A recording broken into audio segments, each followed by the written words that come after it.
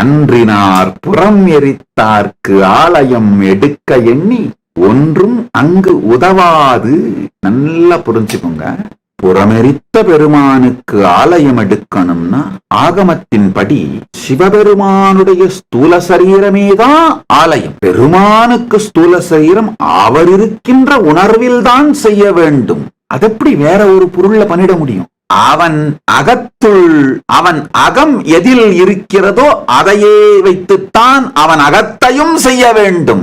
அகத்தின் பொருள் கொண்டே அவன் அகத்தையும் செய்ய வேண்டும் என்பதற்காக வேறு எதுவுமே அங்கு உதவாது என்று உணர்ந்து பெருமானுடைய அகம் உணர்வுமயம், ஆன்மமயம், பரமாத்மமயம். அதை வைத்தேதான் அவன் அகமும் ஆலயமும் செய்ய வேண்டும் என்று உணர்வினாலே எடுக்கும் தன்மை. அதுதான் நன்று, உத்தமோத்தமம். நன்று என மனத்தினாலே நல்ல ஆலயந்தான் செய்த நின்ற ஊர் பூசலார்.